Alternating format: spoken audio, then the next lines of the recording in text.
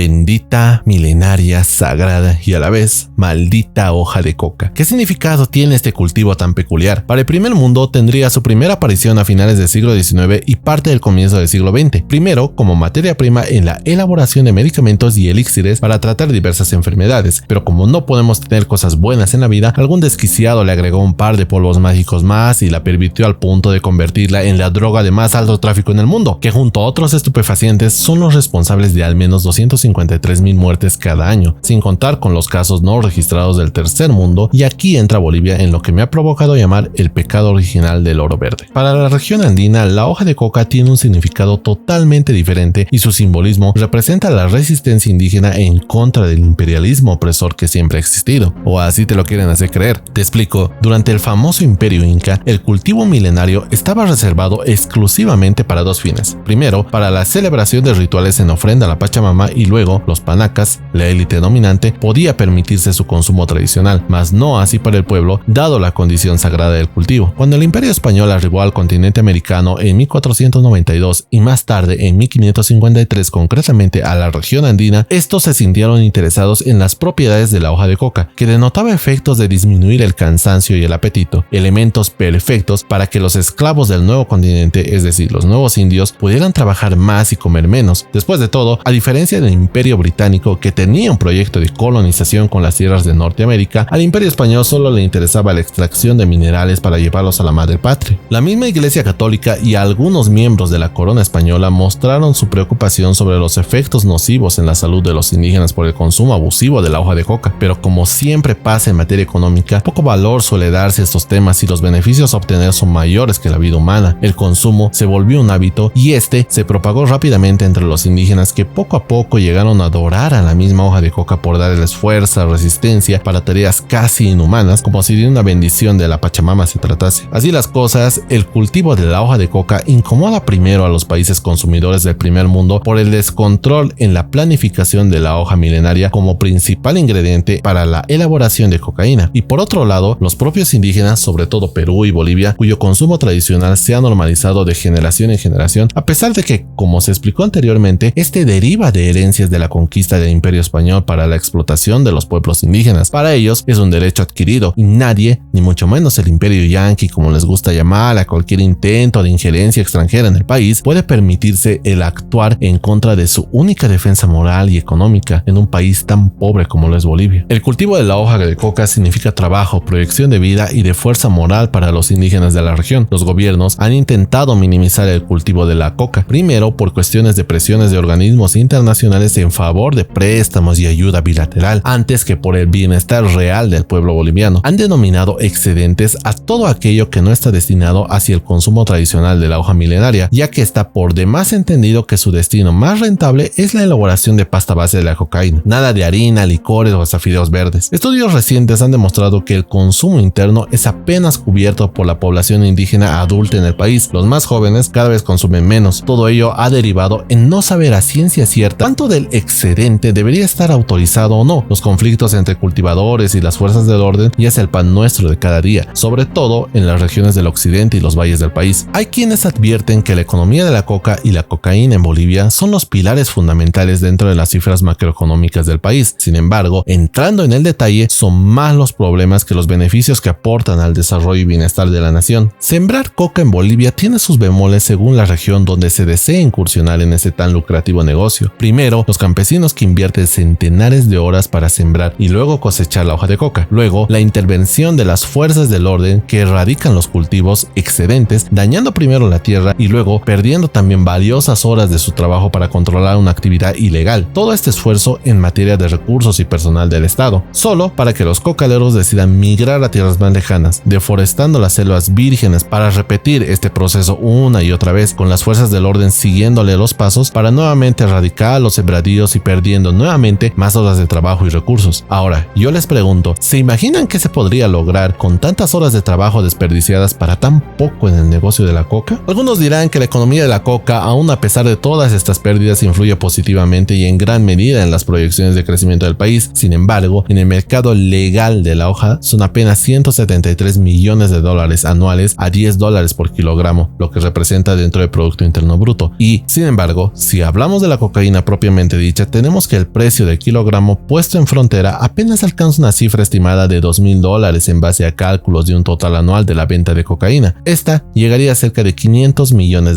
que en valores porcentuales apenas representa el 1% del PIB. Todo esto en contraste del precio que se cotiza en Estados Unidos, Europa y países del primer mundo consumidores, donde la diferencia es hasta 30 veces mayor y el precio es más alto que el que se maneja en nuestras economías tercermundistas. A todo esto, ¿dónde quedan los beneficios para que una persona natural se aventure a ingresar al mercado y al mundo de la producción y comercialización de la hoja de coca? Quizás ADEP Coca, el MAS y el Chapare nos den una pista más cercana de esta problemática a abordar. En la región del norte del departamento de La Paz, especialmente las provincias de Sud Yungas, Nor Yungas y Caranavi, se caracterizan por poseer tierras ricas y fértiles donde es posible la cosecha de la hoja milenaria hasta 3 veces al año, algo que no sucede en el trópico cochabambino, concretamente en el Chapare. Las malas y buenas lenguas afirman casi como un secreto a voces que la coca yungueña es rica y efectivamente se emplea en el consumo tradicional por tener casi intactas sus propiedades milagrosas. Sin embargo, es la hoja del Chapare la gemela mala de la película, donde su sabor es amargo y agrio, tanto en la boca de quien la acuica como en su principal destino, la elaboración de la cocaína, y la más buscada por narcotraficantes,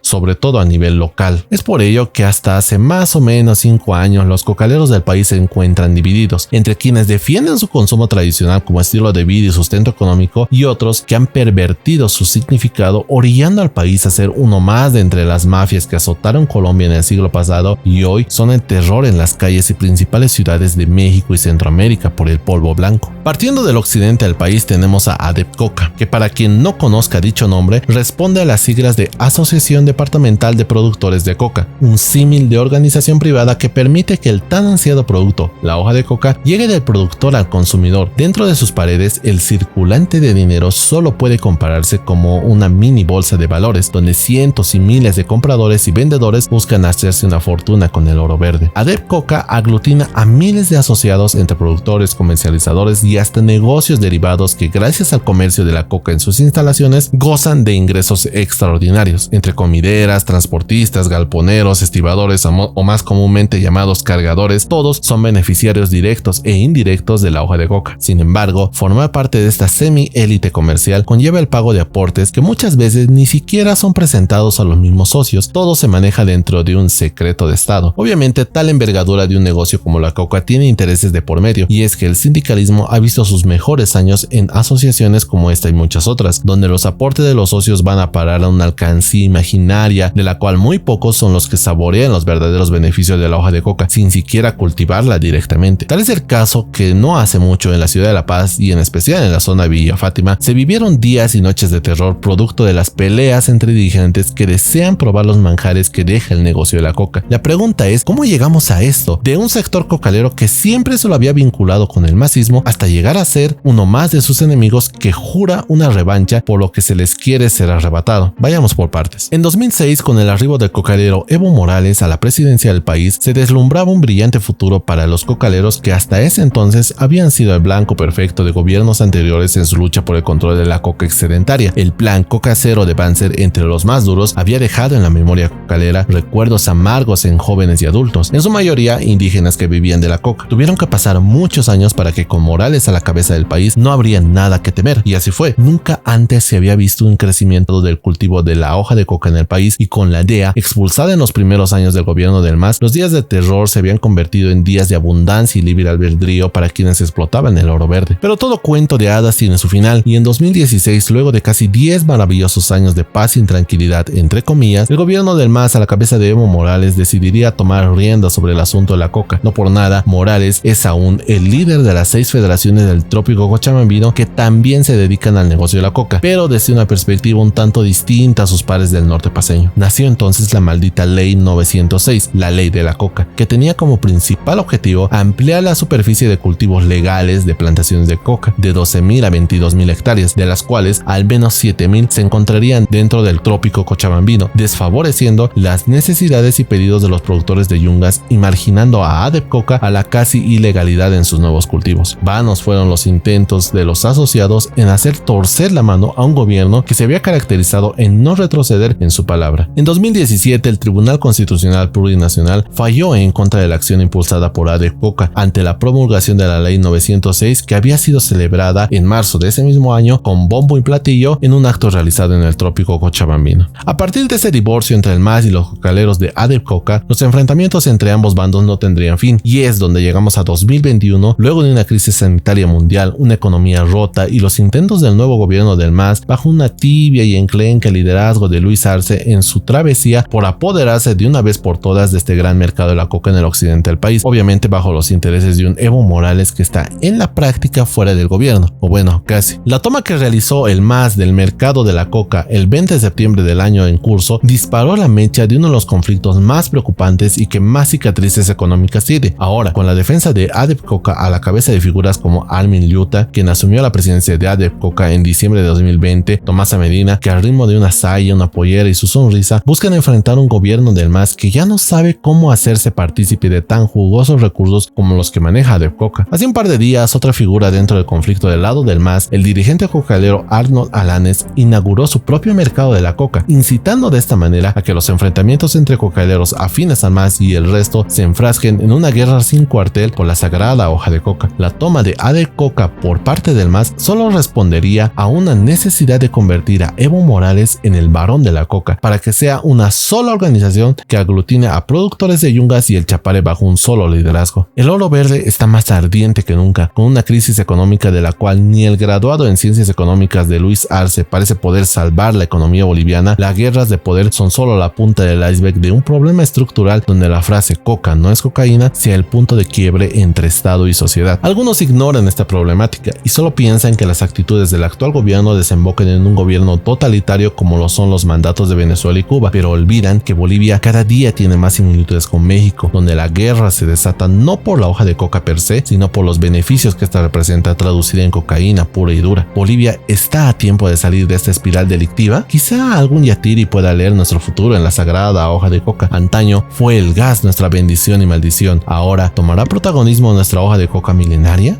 ¿Estamos condenados al oro verde para siempre? Solo la suerte lo dirá.